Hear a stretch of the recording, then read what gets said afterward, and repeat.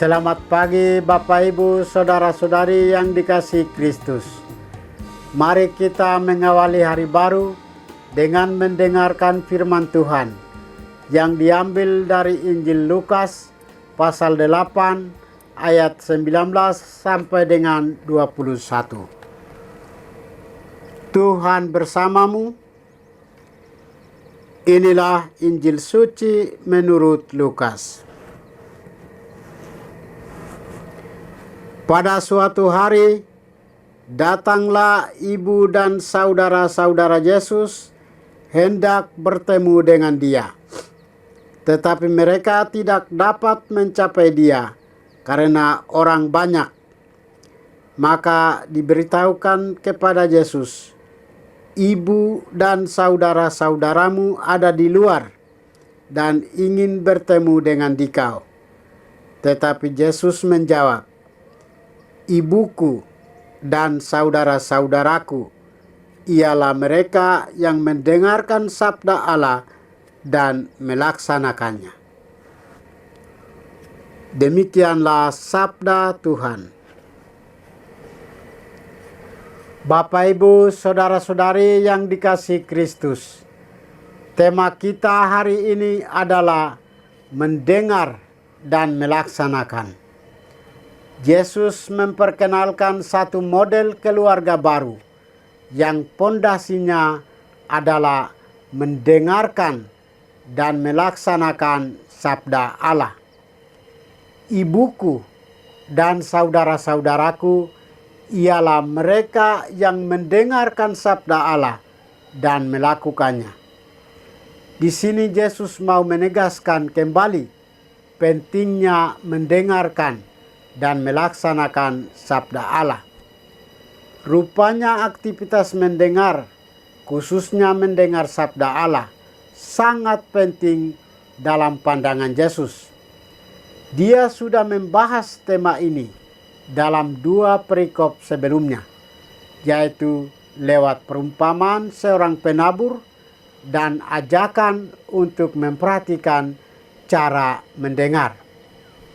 Dari pengalaman kita tahu bahwa mendengar dengan sungguh-sungguh itu sulit, apalagi mendengar apa yang tidak sesuai dengan keinginan dan minat kita. Budaya media digital dan media sosial menumbuhkan mentalitas untuk bebas memilih apa yang ingin didengar. Hal ini turut mempengaruhi kita dalam mendengarkan sabda Tuhan. Sesaat keluar dari gereja misalnya, tidak banyak orang sungguh mendengarkan sabda Tuhan.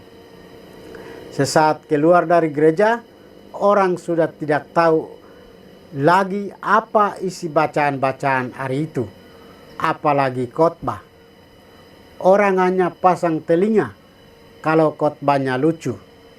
Khotbah yang tampak serius cenderung diabaikan, meskipun pesannya lebih dalam. Kalau orang yang sulit mendengar, apakah ada jaminan dia melaksanakan sabda Tuhan? Saudara-saudari terkasih, Yesus juga menyebut kita sebagai keluarganya. Kita adalah keluarga Yesus karena kita memiliki satu Bapa yang ada di surga. Ikatan kekeluargaan kita bersama Yesus ditentukan oleh kemampuan kita mendengarkan dan melaksanakan sabda Tuhan.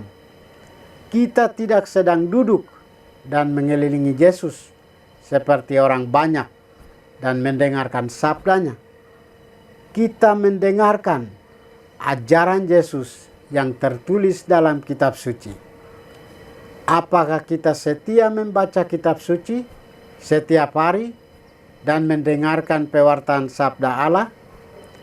Mendengarkan sabda Tuhan itu baik dan terpuji dan akan semakin meyakinkan bila dibuktikan dalam perbuatan-perbuatan nyata. Menjadi saudari Yesus bukan soal status, tapi soal relasi. Relasi yang akrab karena mempunyai cita-cita. Kita hidup dan tujuan yang sama dengan Yesus.